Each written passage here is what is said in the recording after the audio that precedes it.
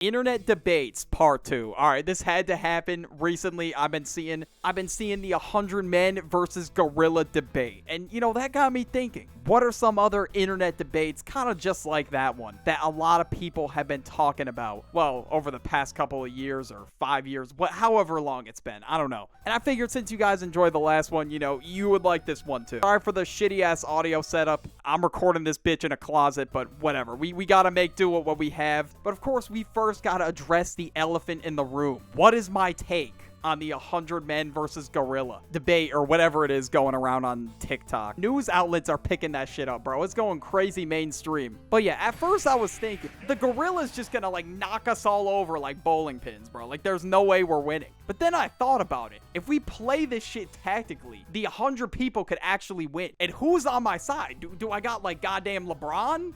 I don't know who I have on my team here. Or if I had 99 big bodies with me, we would be winning, all right? That's just what would happen. It's technically, if you send in an army of people to distract him, maybe 10 people to distract him at first, and then the rest of the people attack him and just jump on top of him, he would lose. There's no way he'd be able to focus all of us. And we got to save our unit for last, bro. I don't know who the main unit is, bro, but we're saving him for last. It could be an offensive lineman on an NFL team. That's probably our guy right there. I saw a meme on Instagram Reels and I thought about it. I'm like, damn, it's kind of similar to this. It's like when a skeleton army attacks a Mega Knight in Clash Royale. Obviously, some of them are going to get launched into the stratosphere, but look, he can't focus all of us. That's the whole point. One hit from a gorilla, honestly, I don't think it matters who you are, you would be dead. Obviously, if the 100 people were to win, we would need some serious weight on our side. Some people might get squished in the process, to be honest. If I was on the front lines of this debate and I was fighting a gorilla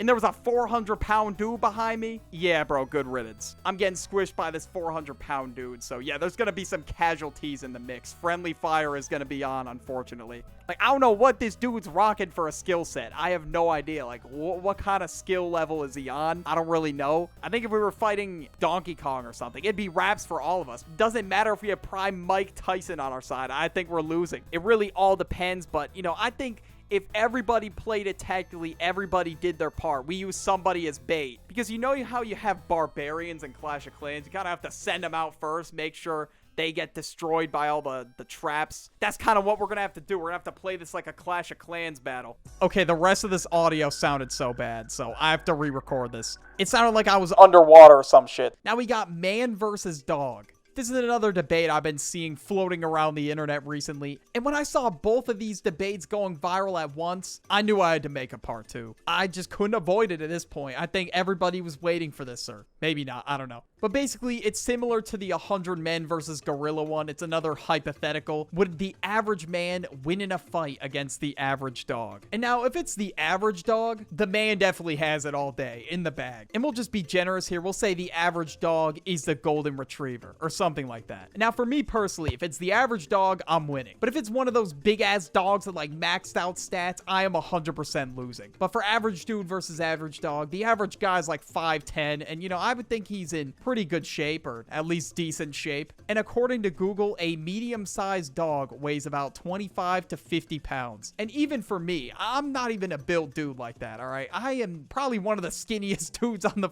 planet. I'm still winning the fight. It doesn't matter. But for some reason, some people on TikTok are saying dog. They're thinking the dog's gonna have maxed out stats or some shit. They're acting like they're gonna have to go against the biggest dog ever, most aggressive dog, whatever other factors people are weighing in here. If the person and the dog were totally random, sometimes people might lose. We may have some terrible draws. We may not have good luck on our side every time. We may have a 400-pound dude versus a behemoth of a dog. It's just over for him, man. There's no saving him. GIF versus GIF. Now, this debate's been going around for a while, to be honest, and a lot of the people that are out here saying GIF, you're wrong, bro. You're just wrong. Okay, actually, you know what? Maybe not. Maybe you're right on this one, because the creator himself is saying that he prefers the GIF pronunciation, not GIF. But I've just been saying GIF my entire existence, bro. I don't think I've ever called it a GIF. Every time I say GIF, I think of Jif peanut butter. But then again, some people might be like, bro, what the hell is wrong with you? Why are you saying GIF? But yeah, maybe I'm alone on this one. Some of you are probably like, who the f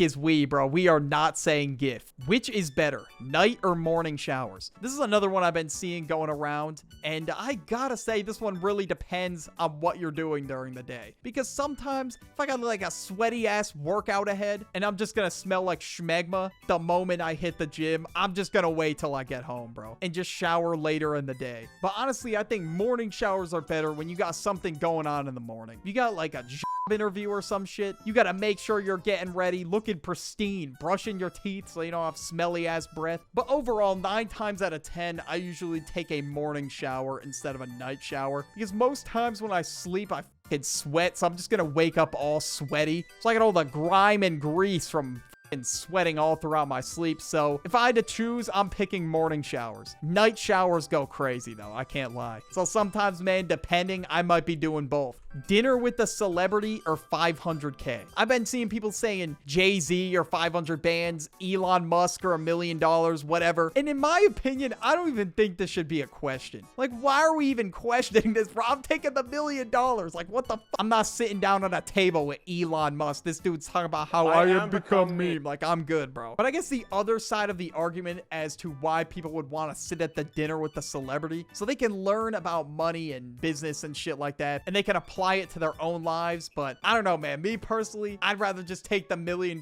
invest it, start my own business, whatever I gotta do. But even if I really don't know jack shit about business, you know what? Fuck it. It doesn't matter. I'm still taking the $1 million. It's $1 million fucking dollars. You're telling me you're not taking that shit, really? Okay, anyways, enough of that. All right, we gotta talk about the edge piece or the middle piece of a brownie, a pizza, whatever it is. Now, in this one, I gotta take the edge piece because the pizza without crust is kind of crazy. It's a staple to the pizza, bro. You gotta have the crust. Or even brownies. I mean, for brownies, I really don't think it matters too much, but I still like the edge piece better. And also for a cake, you get more frosting on the edge piece. But if push came to shove and my only option was the middle piece, you know what? I'll take it. I don't really mind having a middle piece. I just prefer the edge piece.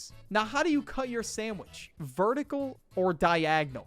Now, for me, at least, I don't really think this one makes that much of a difference. I've been cutting my sandwich vertical my entire life. You're still getting what you put on the sandwich. I don't know. This one, is it more about how the sandwich looks? I'm not really sure. But regardless, I wouldn't really mind having it cut diagonal. And I'm sure a lot of you can agree on this one. It probably just depends how you had it cut for your entire life. I just never bothered to change it. What order do you put your socks and shoes on? For me, it is sock, sock, shoe, shoe. That's the only correct answer. Anybody that's doing anything else, you're a psycho. Okay, I'm just kidding. It's not that serious. But to me, it just makes more sense to put your socks on first. Because let's just say you're rushing out of the door. Let's say you've got a meeting in like 10 minutes. You gotta haul ass to the car. What are you gonna run with one shoe on? You're gonna lose balance and like fall over. You are not gonna make it. It's better if you're just running out with your socks and just put your shoes on as you're going out there. That's why it just made the most sense to me. Plus, I wear my socks in the house anyway. And what if you're rushing and you forgot to put deodorant on? What are you gonna hobble up the steps with one shoe? That's just not gonna work. Okay, that's at least my reasoning, but then again, everybody's got their preferences.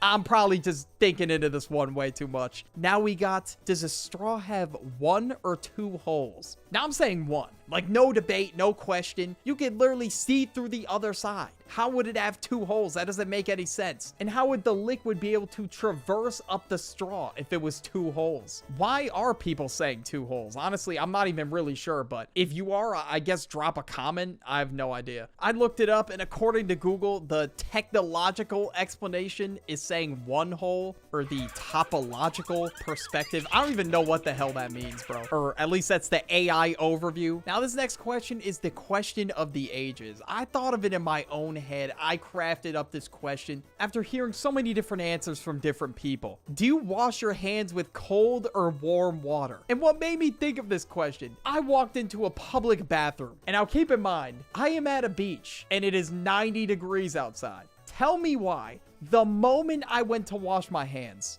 the water was fucking steaming hot.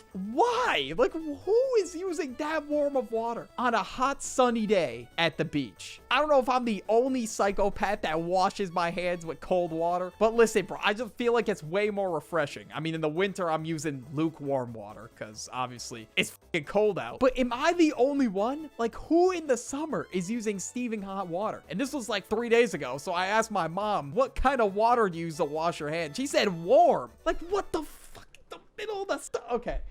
All right. I'm gonna end the video. I'm getting heated. But yeah, watch the last internet debates video. You'll like it. If you like this one, just click on it.